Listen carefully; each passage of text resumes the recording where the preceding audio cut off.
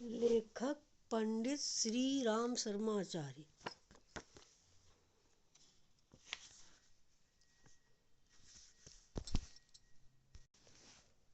हारिए न हिम्मत। लेखक पंडित श्री राम शर्मा आचार्य। बोलिए कम करिए अधिक, हमारी कोई सुनता नहीं। कहते कहते थक गए, पर सुनने वाला कोई सुनते नहीं। अर्थात उन पर कुछ असर ही नहीं होता। मेरी राय में इसमें सुनने वाले से अधिक दोष कहने वाले का है। कहने वाले करना नहीं जानते। वे अपनी ओर दिखे। आत्मनिरीक्षण कार्य की शून्यता की साक्षी दे देगा। वचन की सफलता का सारा दारोदार कर्मशीलता में है। आप चाहे बोले नहीं, थोड़े ही बोले, पर कार्य में जुट जाइए। आप थोड़ी ही दिनों में देखेंगे कि लोग बिना कहे आपकी ओर खींचे आ रहे हैं। अतः कहिए कम करिए अधिक, क्योंकि बोलने का प्रभाव तो क्षणिक होगा और कार्य का प्रभाव अस्थायी होता है। पौरुष की पुकार, साहस ने हमें पुकारा है। समय ने, युग ने, कर्तव्य से उत्तरदायित्व ने, विवेक के पौरुष ने हमें पुकारा है। ये पुकार अनसुनी ना की जा सकेगी।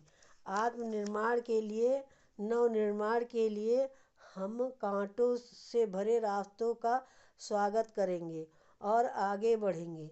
लोग क्या कहते हैं और क्या करते हैं, इसकी चिंता कौन करे।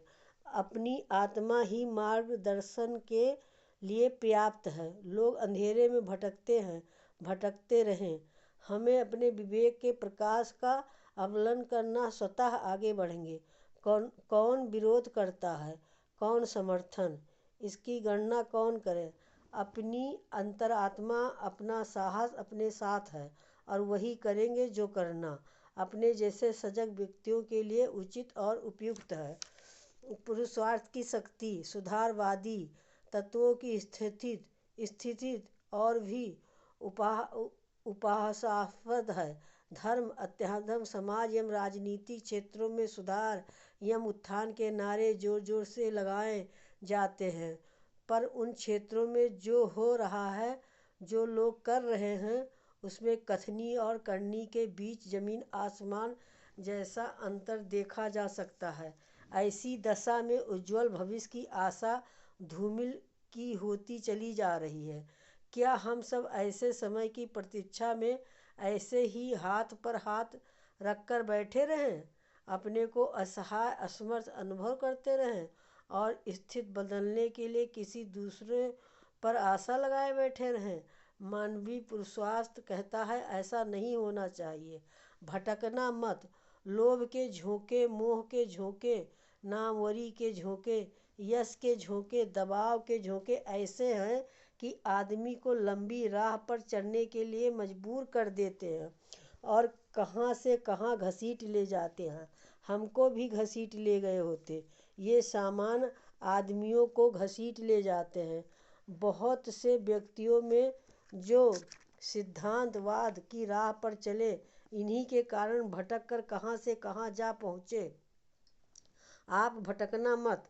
आपको जब कभी भटकन आए तो आप अपने उस दिन की, उस समय की मन स्थिति को याद कर लेना, जबकि आपके भीतर से श्रद्धा का एक अंकुर उगा था। उसी बात को याद रखना कि परिश्रम करने के प्रति जो हमारी उमंग और तरंग होनी चाहिए, उसमें कमी तो नहीं आ रही है।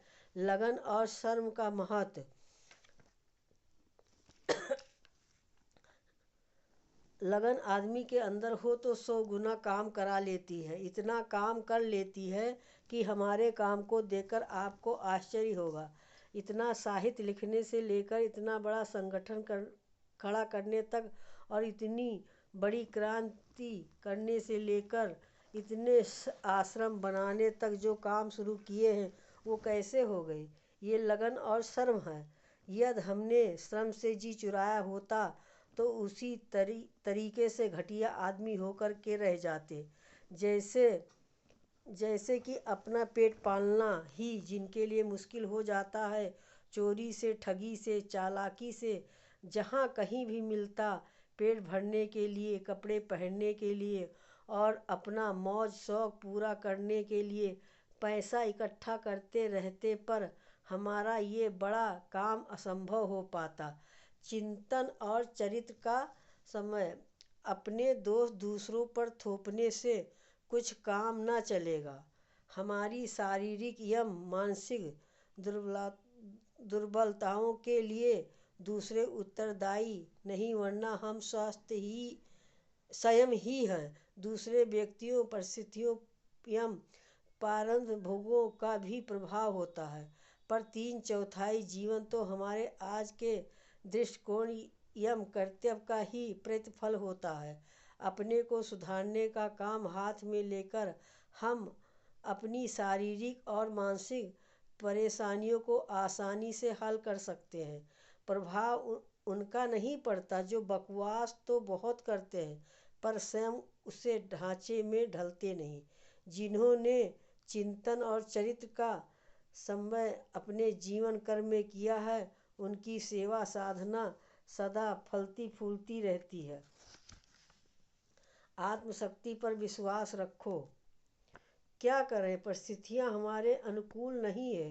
कोई हमारी सहायता नहीं करता, कोई मौका ही नहीं मिलता। आज शिकायतें निरर्थक हैं। अपने दोषों को दूसरों पर थोपने के लिए इस प्रकार की बातें अपनी दिल जमाई के लिए कही जाती है। लोग कभी फार्म को मानते हैं, कभी देवी देवताओं के सामने नाक रगड़ते हैं। इस सब का कारण है अपने ऊपर विश्वास का न होना।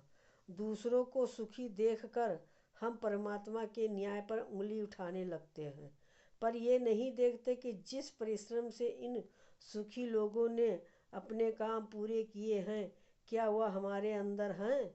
ईश्वर किसी के साथ पक्षपात नहीं करता। उन्हें उसने वो आत्मशक्ति सबको मुक्त हाथों से प्रदान की है, जिसके आधार पर उन्नति की जा सके। इस गुरु जी की वाणी सुनने के लिए बहुत बहुत धन्यवाद।